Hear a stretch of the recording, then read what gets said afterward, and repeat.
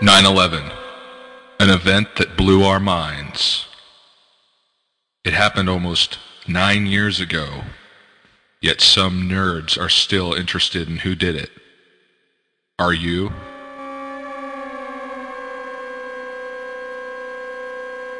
Some of you might be thinking, who cares? It's in the past. Some of you also might be thinking, we know who did it. It was Osama bin Laden. 9/11 was not an inside job. It was an Osama bin Laden job with 19 people from Saudi Arabia. They murdered 3,000 Americans and other farmers, including over 200 other Muslims. And we look like idiots, folks, denying that the people who murdered our fellow citizens did it when they are continuing to murder people all around the world.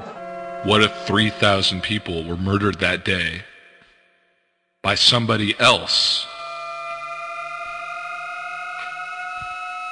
By now, many of you have probably heard of the alternative theory regarding 9/11. Perhaps one of your crazy uncles or somebody on the street has approached you and blathered at you about this crazy conspiracy theory. They'll often imply that the government somehow was behind the operation instead of a mere 19 Arab hijackers. The idea that the government would do it may be foreign to you. Why, you may ask? One of the most compelling reasons to believe that 9/11 was an inside job actually comes from the government itself.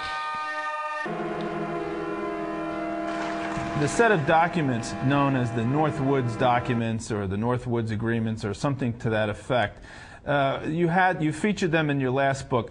Since we're talking a pretext for war, that certainly was a pretext for war in the early 60s.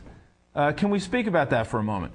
The idea was to create a pretext to show that there was an attack by Cuba on the United States, and the idea was to have U.S. personnel from the CIA and other places secretly create terrorism in the United States. The documents actually said people would be shot on American streets, bombs would be blown up. And again, all this, the evidence would be laid to point the finger at Castro.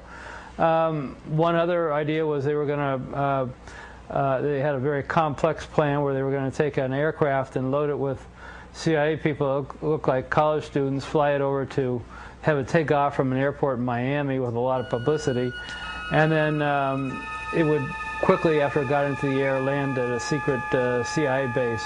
At that same time, an identical plane would take off from that CIA base, except this plane would be empty, and it would be remotely piloted from the ground. It was a drone plane that would be very similar to the passenger plane that had just taken off.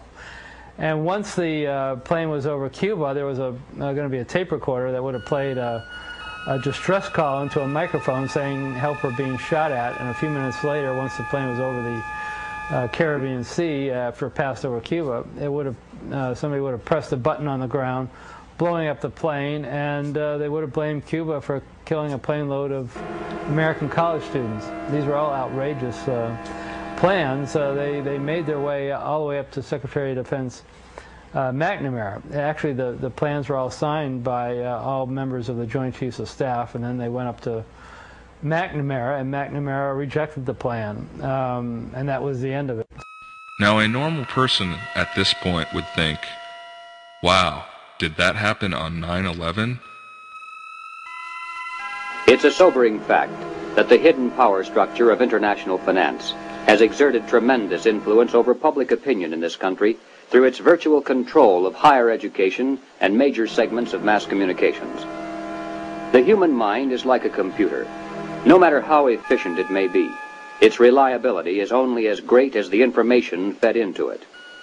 If it is possible to control the input of the human mind, then no matter how intelligent a person may be, it's entirely possible to program what he will think.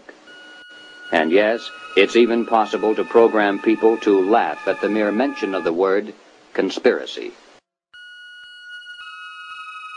And we look like idiots, folks, denying that the people who murdered our fellow citizens did it when they are continuing to murder people all around the world.